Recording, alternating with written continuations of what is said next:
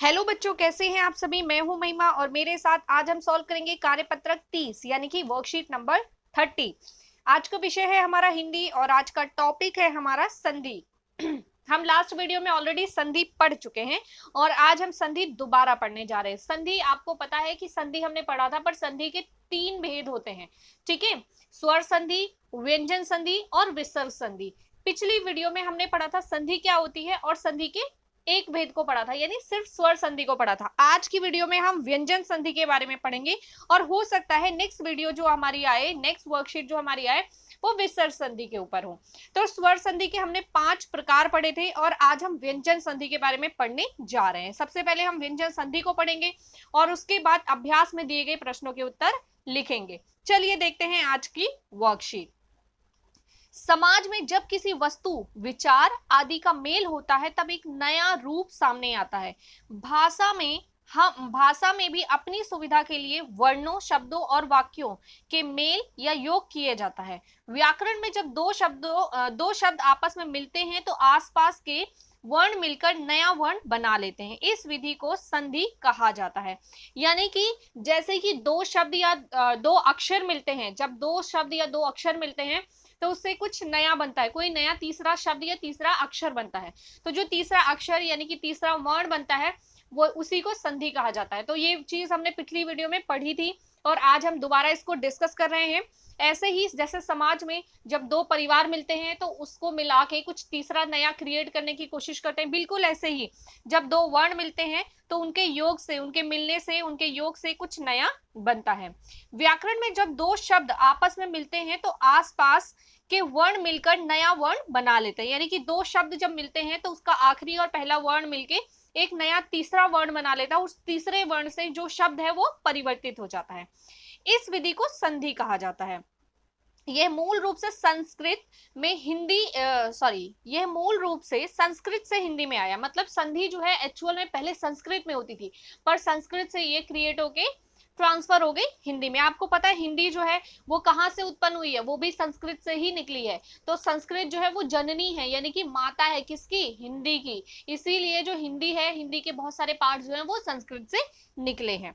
ठीक है, तो ये संस्कृत का ही पार्ट है। संधि और विच्छेद के बारे में पिछले भाग में विस्तार से पढ़ चुके हैं। यानी कि पिछले एक्सरसाइज में हम ऑलरेडी पढ़ चुके हैं कि संधि क्या होता है और विच्छेद क्या होता है। यानी दो वर्णों के मेल से जब तीसरा नया वर्ण बनता है तो उसको संधि कहते हैं, और जब ऐसे ही दो वर्णों को सेपरेट अलग किया जाता है तो उसको संधि विच्छेद कहते हैं। ठीक है, पहले भेद स्वर संधि को आप पढ़ चुके हैं। यानी कि पिछली वर्कशीट में हम स्वर संधि के बारे में डिटेल में पढ़ चुके हैं, पर उसके बाद भी कुछ बच्चों को स्वर संधि में कई सारी कंफ्यूजन थी। तो मैंने कहा था मैं स्वर संधि के ऊपर एक अलग से वीडियो भी बनाऊंगी। हो सकता है कि सैटरडे संडे में मैं आपको वो वीडियो प्रोवाइड कर दूं जिसमें मैं संधि को एक बार फिर से एक्सप्लेन करूंगी, क्योंकि बहुत सारे बच्चों को संधि में डाउट है। और संधि एक ऐसा टॉपिक है जो आपके एग्जाम में आएगा। जो एग्जाम्पल आपको इस संधि में वर्कशीट में दिए गए, जरूरी नहीं कि यही एग्जाम्पल है, कोई भी एग्जाम्पल आ सकता है। तो उसके लिए आपको संधि आना जरूरी है। अगर आपको संधि आएगी तभी आप एग्जाम में क्वेश्चन को सॉल्व कर पाएंगे, अदरवाइज नहीं कर पाएंगे। ये बात आई थिंक आप लोग मुझसे बेहतर जानते हैं।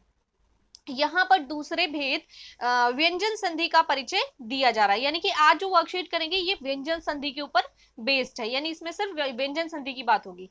व्यंजन विच्छेद के पहले पद और अंतिम वर्ण को सदा हलंत लगा होता है, जिससे वे स्वर विहीन हो जाता है। दूसरे पद का पहला वर्ण स्वर या व्यंजन कुछ भी हो सकता है, अर्थात व्यंजन या प्लस व्यंजन स्वर। यानी कि यहाँ पे होता है जैसे हमने पहले पढ़ा था वैसे ये थोड़ा सा डिफरेंस है। डिफरेंस ये है कि पहला जो शब्द होता है हमारा उसका अंतिम वर्ण जैसे हम पहले लेते थे, और दूसरा जो शब्द होता है उसका पहला वर्ण जैसा कि हम पहले लेते थे।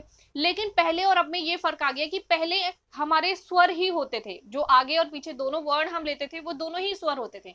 अब इसमें क्या होता है, हो सकता है कि वो दोनों वर्ण जो है हमारे वो व्यंजन हो सकता है उसमें से एक स्वर एक व्यंजन हो। ठीक है, तो पहले हमारा सिर्फ स्वर होता था, अब इसमें हमारा या तो दोनों व्यंजन होंगे या फिर दोनों स्वर होंगे। इसलिए अब जो परिवर्तन आएगा वो बड़ा परिवर्तन आएगा।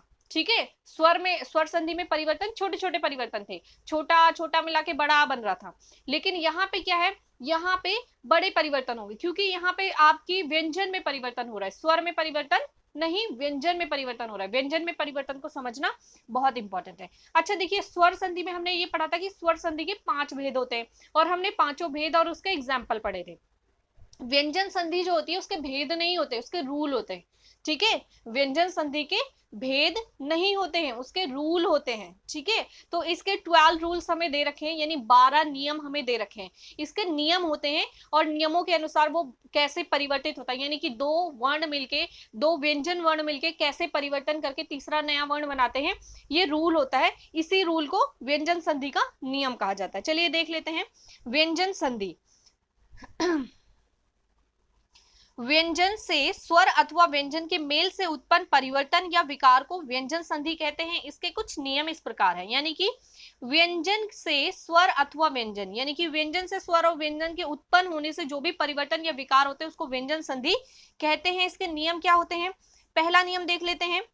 नंबर 1, यदि माँ के बाद कोई व्यंजन आए तो माँ का अनुस्वार हो जाता है, या वह बाद वाले वर्ग के पंचम वर्ण में भी बदल सकता है। यानी कि आपका कहने का यहाँ पे ये मतलब है कि अगर माँ किसी भी वर्ण में, किसी भी शब्द के अंतिम में माँ आता है, ठीक है, माँ, और आपने देखा हलंत वाला माँ है, हलंत वाले माँ का मतलब होता है माँ, इट्स नॉट माँ। अगर माँ होता तो उसमें आ भी लगा होता, ठीक है, अगर ये हलंत हट जाएगा तो ये माँ हो जाएगा, और माँ में आ भी जुड़ा होता है, तो माँ प्लस अ मिलके वो माँ बनता है। अगर हलंत लगा हुआ है किसी भी लेटर में तो वो क्या है, किसी भी वर्ण में अगर हलंत लगा हुआ है, नीचे आपने देखा ना छोटी सी लाइन लगी हुई है, इसका मतलब होता है हलंत, इसका मतलब होता है कि ये वर्ण जो है वो प्योर है।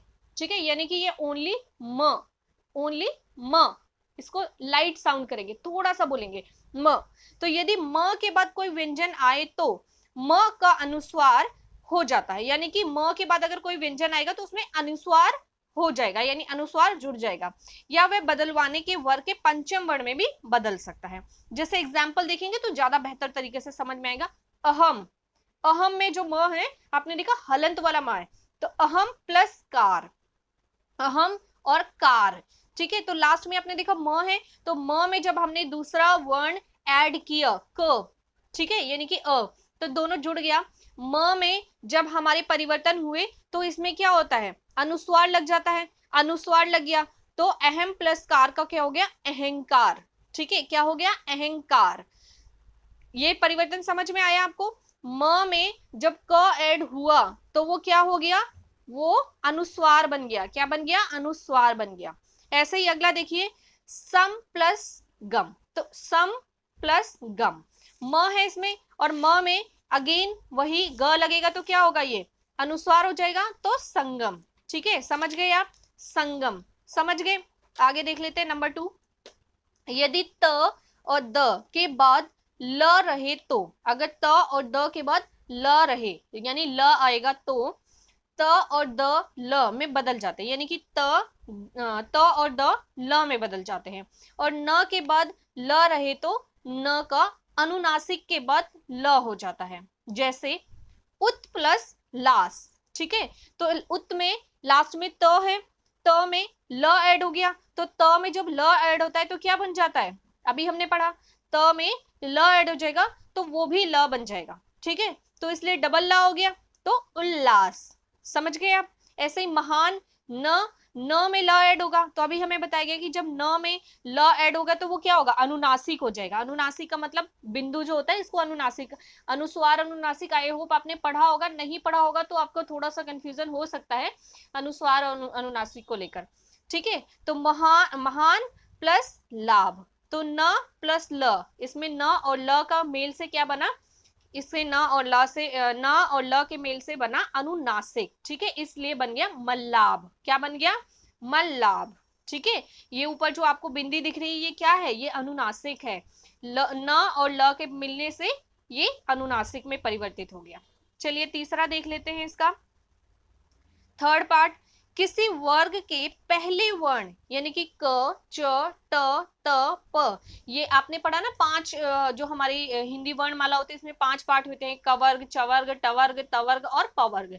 तो इनका पहला लेटर, कवर्ग में सबसे पहले का आता है, चवर्ग में च आता है, टवर्ग में ट आता है, पवर्ग में प आता है, और सॉरी तवर्ग में प आता है, त आता है, और पवर्ग में प आता है।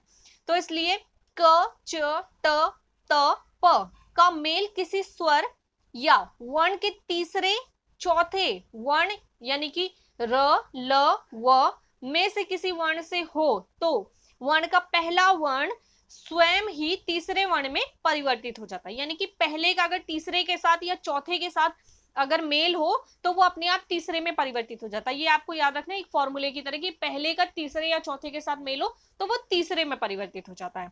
ठीक है, जैसे दिक प्लस गज, तो दिक में क है जो कि पहला वर्ण है, ठीक है, क वर्ग का पहला वर्ण है, और गज, गज का जो ग है वो क्या है, तीसरा वर्ण है। ठीक है, तो दिक प्लस गज, तो क और ज मिलके तीसरा, तीसरा क्या है, ग है, तो अगेन डबल ग बन जाएगा, तो इसलिए दिग्गज। समझ गए आप। ऐसे ही देखिए वर्ण के तीसरे वर्ण में संधि हो गई। ऐसे ही देखिए शट, शट ट वर्ग का ट पहला वर्ण है और आनन, ठीक है, तो शट आनन, तो क्या हो गया, शटानन। क्या हो गया, शटानन। किसी स्वर से संधि, यानी ट का बड़े आ के साथ मेल हुआ है, यानी कि आप यहाँ कह सकते हो कि ट जो है वो एक व्यंजन है और आ जो है वो एक स्वर है, तो यहाँ पे व्यंजन का स्वर के साथ मेल हुआ है, तो इसीलिए हो गया सटानन। आगे देखिए शट प्लस रिपु, ठीक है, तो ट है और ट के साथ किसका मेल हो रहा है, र का हो रहा है, तो ट और र मिलके क्या बन गया, ड्र बन गया। ठीक है, तो इसलिए शट रिपु प्लस सन रिपु, तो ये र से संधि हो गई। आगे देखो जगत प्लस ईस यानी कि जगदीश, यहाँ पे त और बड़ी ई का मेल हुआ, त और बड़ी ई का मेल होके जगदीश बन गया। ऐसे ही तत् प्लस अनुस्वार, तो त और अ, त और छोटा आ मिला जिससे तदानुसार बना। ठीक है, ऐसे ही देखो आगे वाक प्लस दान, ठीक है, वाक में क और दान का द, क और द ये दो लेटर मिले तो इससे क्या बन गया, ग, यानी कि वाग्य दान। आगे देखो दिक प्लस दर्शन, यानी कि क और द, क और द के मिलने से क्या बना यहाँ पे, ग, यानी कि दिग्दर्शन। आगे देखिए वाक प्लस जाल, यानी कि क और ज, क और ज के मिलने से क्या बना यहाँ पे, ग, तो इसलिए वक जाल। आगे देखिए अप प्लस ईंधन, यानी प और ई के मिलने से अबिंधन, तो इस तरीके से ये बनते। इसके जो रूल है ये थोड़ा डिटेल में पढ़ने पड़ेंगे आपको। वैसे एग्जाम में बेसिकली आपका व्यंजन संधि कम आती है, सबसे ज्यादा स्वर संधि आती है, पर व्यंजन संधि और उसके रूल्स को समझना बहुत इंपॉर्टेंट है क्योंकि एग्जाम में व्यंजन संधि भी आ सकती है क्योंकि आपके सिलेबस में है। ठीक है, चलिए देखते हैं, ये हमारा थर्ड था। अब हम फोर्थ की बात करते हैं। यदि क, च, ट, त, प के बाद न या म आए तो क, च, ट, त, प अपने वर्ग के पंचम वर्ण में बदल जाते हैं। यानी कि क, च, ट, त, प इनके बाद अगर म या न आ गए, इन पांचों लेटर यानी पांचों वर्णों के बाद अगर न या म आता है तो ये किसमें परिवर्तित हो जाते हैं, अपने यानी कवर्ग चवर्ग टवर्ग जो होता है उसके पंचम वर्ण में परिवर्तित हो जाते हैं। यानी कि कवर्ग का पंचम वर्ण में अगर क के बाद म आ गया या न आ गया तो वो कवर्ग के पंचम यानी पांचवा वर्ण जो है उसमें परिवर्तित हो जाएंगे। सेम चवर्ग में, सेम टवर्ग में, तवर्ग में और पवर्ग में। देखिए वाक, वाक में क है और क के बाद क्या आ रहा है, म आ रहा है, वाक में यानी क और म, क के बाद म आया तो ये किसमें पंचम वर्ड क्या है, ड है, तो क्या हो गया वाद में। ऐसे ही अप प्लस में, प के बाद क्या आ रहा है, म आ रहा है, तो क्या हो गया, ये इसका पंचम वर्ड में परिवर्तित हो जाएगा, पंचम क्या है म, तो इसलिए अम्मय। ऐसे ही षट मार्ग, तो क्षण मार्ग, जगत नाथ यानी कि जगन्नाथ, उन्नति यानी उन्नति, षट मास यानी कि षट मास। तो ये था हमारा चौथा रूल। अब हम बात करते हैं पांचवें रूल की।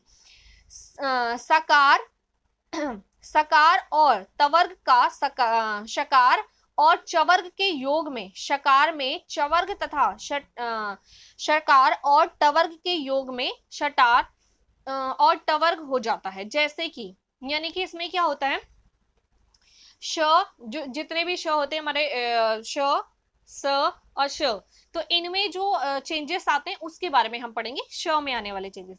यानी कि श्र श, तो इसके मिलने से क्या बनता है, अब देखो यहाँ पे रामस प्लस सिते, ठीक है, क्या वर्ड बोला गया है हमें, रामस प्लस सिते, तो इससे क्या हो गया रामस्ते, ठीक है, क्या हो गया, रामसते, क्योंकि इसमें स और श का मेल हुआ है। ऐसे ही अगला देखो, त और च, त और च के मेल कैसे होगा, सत प्लस चित, तो त और च यानी स, आप कह सकते हो सत का त और चित्र का त, च, तो त और च के मिलने से क्या हो गया, सचित।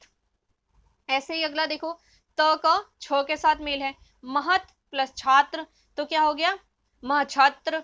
ऐसे ही त और ड के परिवर्तन आ गए। तो ये थे हमारे कुछ रूल, ये था हमारा 5वां रूल। अब हम बात करते हैं छठे रूल की, यानी 6th रूल। यदि वर्गों के अंतिम वर्णों को छोड़ शेष वर्णों के बाद ह आए तो वह पूर्ण वर्ण के वर्ग को चतुर्थ वर्ण हो जाता है, और ह को पूर्वमाला वर्ण अपने वर्ग का तृतीय वर्ण हो जाता है। ये बात आपको समझनी होगी ध्यान से। क्या बोला गया है कि किसी भी वर्ग, ये यानी कि कवर्ग, चवर्ग, टवर्ग, ये 5 वर्ग होते हैं। तो यदि वर्गों के अंतिम वर्ण को, यानी कि किसी भी वर्ग के अंतिम आखिरी वर्ण को, हर वर्ग में 5 लेटर होते हैं, 5 वर्ण होते हैं, तो वर्गों के अंतिम वर्ण को यानी आखिरी लेटर को छोड़ दिया जाए तो शेष वर्णों के बाद ह आए, यानी कि आप ये कह सकते हो कि कवर्ग का आखिरी वाला, चवर्ग का आखिरी वाला, टवर्ग, पवर्ग और तवर्ग, सबके आखिरी वाले लेटर को छोड़ दो। तो 5-5 लेटर होते, एक एक लास्ट वाला छोड़ दिया तो 4-4 बच गए सब में। ठीक है, तो अगर इन चारों में से, यानी चार, पांचों के 4-4 हो गए ना, 4 4 4 4 4, यानी कि 4 पंजे 20, यानी कि 20 वर्ण हो गए। तो इन 20 वर्ण के अंत में ह आए, इन 20 वर्ण के साथ ह आए तो पूर्व वाला जो वर्ण है वो किस में परिवर्तित हो जाता है, वो तृतीय वर्ण में परिवर्तित हो जाता है। पूर्व मतलब पहले वाला जो वर्ण है वो तृतीय यानी तीसरे वर्ण में परिवर्तित हो जाता है। कैसे, देखो, उत प्लस हत, तो त के साथ जब ह आया तो क्या हो गया, उद्धत। क्या हो गया, उद्धत, क्योंकि तीसरा वर्ण क्या है इसका, ध, ध से धनुष वाला ध, तो उद्धत हो गया। ऐसे ही उत प्लस हार, ठीक है, तो त के बाद ह आया तो इसमें क्या हो गया, उद्धार। ऐसे ही वाक प्लस हरि, तो क के बाद क्या आ गया, ह आ गया, तो वाघरी। क का थर्ड वर्ण क्या होता है, ग, और तवर्ग का थर्ड वर्ण क्या होता है, ध। तो ये आप समझ गए होंगे, आई होप, ये तो बहुत इजी था। 7th रूल देख लेते हैं। स्वर के साथ छ का मेल होने पर छ के स्थान पर चछ हो जाता है, यानी कि आधा च छ हो जाता है। जैसे परि प्लस छेद, तो परिच्छेद, यानी र में अ स्वर जुड़ जाता है। ऐसे ही शाला प्लस छादन, तो शालाच्छादन। ऐसे ही आ प्लस छादन, तो आच्छादन। ये हो गया हमारा 7th रूल। अब हम बात करते हैं 8th रूल की। त या द का मेल च या छ से होने पर त या द के स्थान पर च होता है। ज या झ से होने पर ज, ट और ठ से होने पर ट, ड और ढ होने से ड़, और ल से होने पर ल हो जाता है। यानी कि त और द को अगर हम मिलाएंगे तो छ बन जाएगा। बिल्कुल इसी तरीके से त और द को मिलाएंगे तो च बन जाएगा। ऐसे ही अगर हम आगे बात करें तो ज और झ को मिलाने से ज बन जाता है। ट और ठ दोनों को मिलाएंगे तो ट ही बनेगा। ढ और ड को मिलाएंगे तो ड बन जाएगा। ऐसे ही ल से मिलाएंगे तो ल ही रहेगा। तो ये कुछ नियम है कि इन दो लेटर्स को मिलाने से ये तीसरा लेटर बनता है, यानी कि इन दो कह सकते हो कि इन दो वर्णों के मेल से ये तीसरा वर्ण बनता है। ये आपको थोड़ा माइंड में लर्न करना पड़ेगा, याद रखना पड़ेगा, तभी आप आसानी से कर पाएंगे। तो ये है हमारा 8वां रूल। अब हम बात करते हैं 9th रूल की। ठीक है, 9th रूल क्या कहता है, त का मेल किसी स्वर ग, घ, द, ध, ब, भ, र से होने पर त के स्थान पर द हो जाता है। जैसे उसने बोला कि त का मेल किसी स्वर के साथ इन, अब यहाँ पे आप सोचेंगे स्वर तो दे नहीं रखा, स्वर की बात क्यों गई है। आपने देखा ग, घ, द जितने भी यहाँ पे वर्ण दे रखे हैं किसी में भी आपने देखा यहाँ हलंत लगा है, नहीं लगा, यानी ग में अ जुड़ा हुआ है, घ में अ जुड़ा हुआ है, द में अ जुड़ा हुआ है, यानी हर लेटर में अ जुड़ा हुआ है। किसी भी लेटर को, किसी भी वर्ण को अगर हम लिखते हैं क, तो वो क्या है, वो क है, तो उसमें अ भी जुड़ा हुआ है। अगर उसके नीचे हम छोटा सा हलंत लगा देते हैं तो वो सिर्फ क है, ओनली क। और अगर हलंत हट गया तो वो क्या हो गया, क हो गया, क में अ भी जुड़ गया। तो ऐसे ही ग, घ, द, ध, ब, भ, र, इन सभी में अ भी जुड़ा हुआ है, यानी इन वर्णों में स्वर भी है और व्यंजन भी है। और तो ये स्वर और व्यंजन जब एक साथ त के साथ मिल जाएंगे तो क्या परिवर्तित हो जाएगा, तो त जो है त के स्थान पे द हो जाएगा, अपने आप त के स्थान पे द हो जाएगा। जैसे सत प्लस इच्छ, तो त है, त बदल जाएगा किसमें, द में, तो सदिच्छा। ऐसे जगत प्लस ईश तो क्या हो जाएगा जगदीश। तत् प्लस रूप यानी कि तद्रूप। भगवत प्लस भक्ति यानी भगवत भक्ति। समझ गए आप। त में जब स्वर सहित व्यंजन का मेल होता है, त में स्वर सहित व्यंजन का मेल होता है तो वो द में परिवर्तित हो जाता है। चलिए 10th रूल देखते हैं। त या द का मेल श से होने पर त या द के स्थान पर च हो जाता है। यानी त और द का जब श से मेल होता है तो उसके स्थान पर क्या हो जाता है, त या द के स्थान पे च आ जाता है, या च और श आ जाता है। ठीक है, तो कैसे होता है ये रूल, चलिए एग्जाम्पल देखते हैं। उत प्लस श्वास, ठीक है, त में श्वा की मेल हुआ है तो उससे क्या बन गया उच्छ्वास। ठीक है, उच्छ्वास। आगे देखो सत प्लस शास्त्र, तो त में श मिला हुआ है तो इसमें क्या बन गया सच्छास्त्र। तो इस तरीके से ये था हमारा रूल नंबर 10। अब हम बात तो 11th रूल है। त या द का मेल होने से मेल त या द का मेल ह से होने पर त और द के स्थान पर द और ह के, अब आपको देखना है त और द का किससे मेल होगा ह से। अगर त और द हलंत वाले त और द का मेल ह से होने पर त और द कौन सा वाला हलंत वाला के स्थान पर द और ह के स्थान पर ध हो जाता है। यानी कि आप कह सकते हो कि द के स्थान पर सॉरी द के हलंत वाले द के स्थान पे नॉर्मल वाला स्वर वाला द आ जाएगा और ह के स्थान पे ध आ जाएगा। ये याद रखना है, ह के स्थान पे ध आ जाएगा क्योंकि ह पूरी तरीके से परिवर्तित हो गया।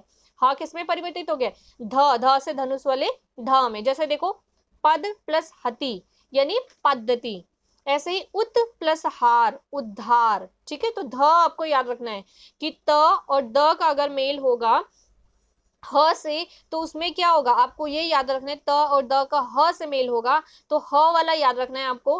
तो द के स्थान पे तो द हो जाएगा लेकिन ह के स्थान पे क्या हो जाएगा ध हो जाएगा। ठीक है, क्या हो जाएगा ध से धनुष वाला ध हो जाएगा। चलिए 12th रूल की तरफ चलते हैं जो आज का अंतिम रूल है। म का क के साथ यानी म का क के साथ और म तक किसी वर्ण से मेल होने पर म के स्थान पर उस वर्ण वाले वर्ण का पांचवा वर्ण हो जाएगा। यानी कि म का अगर क के साथ मेल हुआ तो उसमें आपको ये याद रखना है कि म किसी वर्ण से अगर उसका मेल हो रहा है तो उसके पांचवें वर्ण में परिवर्तित हो जाएगा, जो वर्ग है उसके पांचवें वर्ण में परिवर्तित हो जाएगा। जैसे आप यहाँ देख सकते हैं सम प्लस तुष्ट। ठीक है, सम प्लस तुष्ट म का मेल किया गया है त के साथ। ठीक है, तो क्या हो गया संतुष्ट। क्या हो गया संतुष्ट।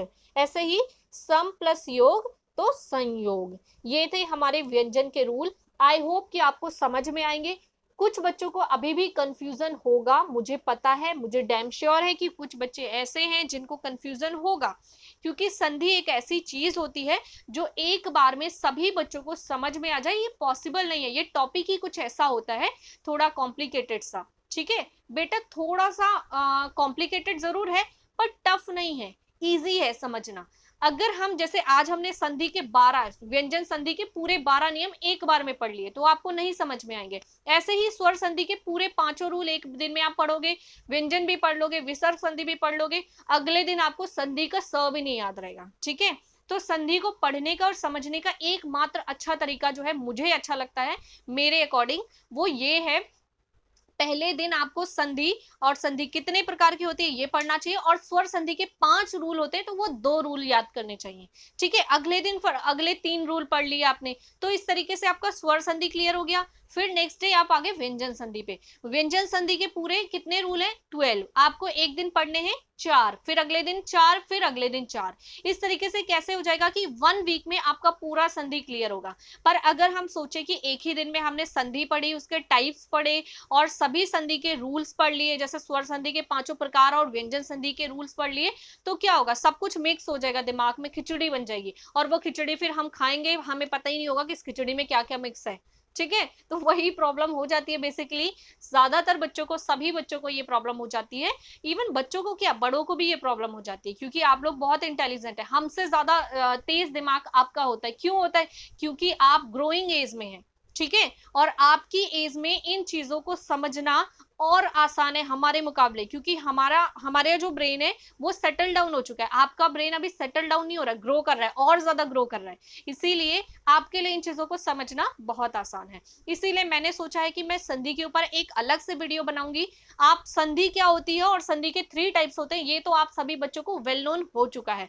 तो जो हम वीडियो पढ़ेंगे वो स्वर और व्यंजन संधि के बारे में पढ़ेंगे। तो स्वर संधि के 5 रूल होते हैं, मैं उसको ब्रेक डाउन करके अलग अलग वीडियो बनाऊंगी। यानी स्वर संधि के पहले दिन मैं आपको 3 रूल पढ़ाऊंगी, अगले दिन मैं आपको बाकी 2 रूल पढ़ाऊंगी, ठीक है। फिर ऐसे ही व्यंजन संधि का हम ब्रेक डाउन करके 3 पार्ट्स में पढ़ेंगे। इससे क्या होगा, छोटी छोटी वीडियोस आप देखेंगे तो आपको आसानी से समझ में आ जाएगा और कंफ्यूजन भी दूर हो जाएगी, जो कि यहाँ पे क्रिएट हो गई है, ठीक है। तो जो भी डाउट, अगर आप चाहते हो कि मैं आपका संधि का अलग से वीडियो बनाऊं और आपको संधि समझ में आए, ठीक है, या ग्रामर का कोई और टॉपिक जिसमें आपको बहुत ज्यादा कंफ्यूजन है और आप चाहते हैं मैं आपको वो टॉपिक पढ़ाऊं, तो आप मुझे कमेंट सेक्शन में कमेंट करके जरूर बताएं। और 9th क्लास के बच्चों को बहुत बड़ा वाला थैंक यू, क्योंकि आप लोग बहुत ज्यादा सपोर्ट करते हैं हमें, काफी ज्यादा कमेंट करते हैं हमें, और बहुत ज्यादा हमें मोटिवेट करते हैं अपनी क्वायरीज को बताकर, हमसे सवाल पूछ के, और हमारे बारे में, हमारी वीडियोस अगर आपको पसंद आती हैं तो आप ये बात भी बताते, तो हमें बहुत अच्छा लगता है ये बात बताने से आपके। इसीलिए जिस जिस बच्चे को ये वीडियो पसंद आती है वो वीडियो को लाइक करने के सिवा हमारे कमेंट सेक्शन में जाएगा और एक थंब इंप्रेशन देगा। जो भी बच्चा थंब इंप्रेशन देगा हम समझ जाएंगे कि आपको हमारी वीडियो। तो आप लोगों को कमेंट सेक्शन में जाना है, वहां पर अगर आपको संधि का अलग से वीडियो चाहिए और आपको डाउट्स हैं, कंफ्यूजन है, इसलिए आप चाहते हैं कि मैं संधि आपको अलग से या ग्रामर का कोई और टॉपिक अलग से पढ़ाऊं, तो कमेंट सेक्शन में पहले तो उसे मेंशन करेंगे, और अगर आपको ये वीडियो पसंद आता है तो आप इसके लिए एक थंब इंप्रेशन देंगे और वीडियो को लाइक करेंगे और वीडियो को सब्सक्राइब करेंगे, ताकि अगली वीडियो का नोटिफिकेशन आपको आसानी से मिल सके। और इस वीडियो को अपने दोस्तों के साथ शेयर करेंगे ताकि वो भी इसका बेनिफिट ले सकें और आपके दोस्त भी अच्छे स्कोर कर सकें। एग्जाम में अच्छे स्कोर करने के लिए ग्रामर आना बहुत इंपॉर्टेंट है। इसी तरीके से हिंदी में, हिंदी को समझने के लिए हिंदी व्याकरण को समझना बहुत जरूरी है, ये बात आप बहुत अच्छे से जानते हैं। चलिए आज के प्रश्न देख लेते हैं हम। अभ्यास प्रश्न हमें 3 दिए गए हैं। हमारा पहला प्रश्न है, अपने आसपास की बातचीत में इसमें अपने लिखा हुआ है लेकिन आपको लिखना है अपने, सॉरी आपने आसपास की बातचीत में बहुत से सीधे संधि वाले शब्दों को सुनते हैं, जैसे 20 शब्दों को छांट कर लिखिए। मतलब आप बातचीत में बहुत सारे संधि शब्दों को सुनते हैं, तो ऐसे संधि शब्दों में से 20 वर्ड्स को सेलेक्ट करना है और आपको लिखना है। दूसरा प्रश्न आपसे पूछा गया है, निम्नलिखित शब्दों की संधि कीजिए और उसकी संधि का नाम बताइए। आपको कुछ शब्द दे रखे हैं, पहले आपको इसकी संधि करनी है, संधि विच्छेद दे रखा है, इसकी संधि करनी है और फिर इसमें कौन सी संधि का रूल यूज हुआ है वो भी बताना है। जैसे उत प्लस चारण, दिक प्लस गज, अच प्लस अंत, सम प्लस पूर्ण, परि प्लस नाम। इस तरीके से पहले इनको संधि करना है, फिर इनके संधि का रूल बताना है। और अंतिम प्रश्न है, निम्नलिखित संधि का विच्छेद कीजिए तथा उसका नाम बताइए, जैसे कि परिणाम, स्वच्छंद, उड्डयन और सद्भावना। ये 4 शब्द हैं, ये आपको दे रखे हैं, आपको इनका पहले संधि विच्छेद करना है और संधि का नियम बताना है। चलिए देखते हैं इनके आंसर्स। तो हमारा पहला प्रश्न है, हम अपने आसपास की बातचीत में, थोड़ा सा वहां क्वेश्चन में मिसप्रिंट था इसलिए मैंने यहाँ क्वेश्चन करेक्ट करके लिखा हुआ है, हम अपने आसपास की बातचीत में बहुत से संधि वाले शब्दों को सुनते हैं। ऐसे 20 शब्दों को छांट कर लिखिए। तो ऐसे 20 शब्द मैंने यहाँ छांट कर लिखे हैं, आप चाहें यहाँ से स्क्रीनशॉट लेके भी आंसर लिख सकते हैं, और आप चाहें तो हमारे टेलीग्राम चैनल को ज्वाइन कर सकते हैं, वहां भी आपको हर एक सब्जेक्ट के आंसर्स मिल जाएंगे। डिस्क्रिप्शन में लिंक दिया गया है टेलीग्राम का, उस लिंक को जैसे ही आप क्लिक करेंगे हमारे टेलीग्राम चैनल मुदिता IAS वॉरियर्स में पहुंच जाएंगे और वहां से आप उसे ज्वाइन करके आंसर्स आपको डेली मिल जाएंगे, ठीक है। तो चलिए यहाँ पे देखते हैं 20 शब्द कौन कौन से दे रखा है। विद्यालय, विद्यालय का संधि विच्छेद क्या होगा, विद्या प्लस आलय। ऐसे ही परमेश्वर, परमेश्वर का परम प्लस ईश्वर। प्रत्येक, प्रति प्लस एक। अत्यधिक, अति प्लस अधिक। दिगंबर, दिक प्लस अंबर। जगदीश, जगत प्लस ईश। निश्चल, निश प्लस चल। निरोग, नी प्लस रोग। अंतकरण, अंतः प्लस करण। प्रातः काल यानी प्रातः प्लस काल। संगति, समर प्लस गति। संगम, सम प्लस गम। मनोहर, मनः प्लस हर। नीरस, नि प्लस रस। मनोरथ, मनः प्लस रथ। रामायण, राम प्लस अयन। परिणाम, परि प्लस नाम। तदोभूमि यानी तपा प्लस भूमि, तपो भूमि। यशोधन, यशा धन। और मनोरंजन, मना प्लस रंजन, ये है 20 शब्द जो मैंने ऐसे लिखे हैं जो अक्सर करके हम अपनी डेली लाइफ में यूज करते हैं। चलिए हम बात करते हैं प्रश्न नंबर 2 की। प्रश्न नंबर 2, निम्नलिखित शब्दों की संधि कीजिए और संधि का नाम बताइए। तो हमें पहले इसका संधि करना है, हमें ये विच्छेद दे रखा है, आप देखेंगे कि यहां पर हमें विच्छेद करके दे रखा था, हमें क्या करना है, पहले उसकी संधि करनी है और संधि करने के बाद संधि का नियम भी बताना है, यानी कि रूल भी बताना है। तो हमने क्या किया, पहले इसकी संधि किया, उत प्लस चरण तो क्या हो जाएगा, ये हो जाएगा उच्चारण। दिग प्लस गज तो क्या हो जाएगा, दिग्गज। ऐसे ही अच प्लस अंत तो अजंत, ठीक है। सम प्लस पूर्ण, संपूर्ण। परि, नाम, परिणाम, ठीक है। र और न मिलके क्या बन जाएंगे, ड़। अभि प्लस शेक, अभिषेक। और तत् प्लस हित, तद्धित। अभी हमने पढ़ा था कि भ और स, ये वाला स जब मिलता है तो इस वाले स में परिवर्तित हो जाता है, ठीक है। तो ये तो थे इसकी संधि, अब इसके हम नियम भी पढ़ लेते हैं। चलिए हम देखते हैं नियम। तो यहाँ पे देखेंगे आप, त और च को मिलके क्या बन जाता है, च। ऐसे ही क और ग के मिलने से घ। च और अ के मिलने से ज बनता है। म और प के मिलने से म बन जाता है। म और प के मिलने से म ही रहता है, ठीक है। ये हलंत वाला म यानी कि स्वर वाले म में परिवर्तित हो जाता है। र और न के मिलने से ड़ बन जाता है। भ और स के मिलने से स बन जाता है। त और ह के मिलने से इसमें द और ध इस तरीके से बन जाता है। तो नीचे लिखा गया है कि उपरोक्त व्यंजन संधि के नियम को संधि के नाम पर बताया गया। यहाँ पे संधि, आप जैसे स्वर संधि होती तो स्वर संधि के नाम था, ठीक है, पर यहाँ व्यंजन संधि की बात हो रही है तो ये सारे ही व्यंजन संधि हैं। तो यहाँ पे हमें व्यंजन संधि के नियम को बताना है। तो ये हमारे जो है ये व्यंजन संधि के नियम है, आप यहाँ से चाहें तो स्क्रीनशॉट लेके लिख सकते हैं। अब हम बात करते हैं नेक्स्ट की। हमारा अंतिम प्रश्न है, निम्नलिखित संधि का विच्छेद कीजिए और उसका नाम बताइए। तो व्यंजन संधि के नियम में बताया गया है, आपने देखा व्यंजन संधि के नियम, संधि का नाम बताया गया। व्यंजन संधि के जो नियम है, ये वाला हिस्सा जो आप देख रहे हो ये व्यंजन संधि के नियम है। तो यहाँ संधि का नाम जो है उसमें आपको, क्योंकि संधि तो सारी ही व्यंजन संधि है तो हम संधि का नाम कैसे बताएंगे, ठीक है, सारी ही संधि क्या है, व्यंजन संधि है। तो इसमें हमें संधि का नियम बताना है, यानी संधि के नाम में मैंने क्या बताया है, संधि का नियम बताया है, ठीक है। देखो परिणाम, तो परि प्लस नाम तो क्या हो जाएगा, र और न, र और न के मिलने से क्या बन जाएगा, ड़ बन जाएगा।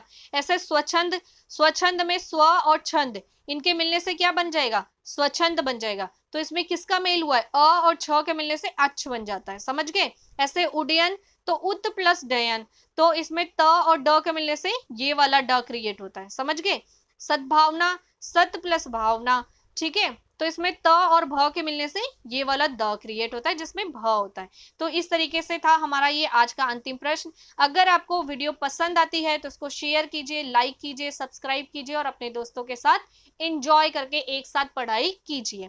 अगर आपको वीडियो में कोई कंफ्यूजन या डाउट है तो कमेंट सेक्शन में जाके कमेंट करके जरूर बताएं। और वीडियो पसंद आती है तो जैसा मैंने अभी आपको बताया है कि आपको वीडियो के कमेंट सेक्शन में जाना है और एक थंब इंप्रेशन देना है, ताकि हमें समझ में आएगा कि आपको वीडियो बहुत पसंद आया है।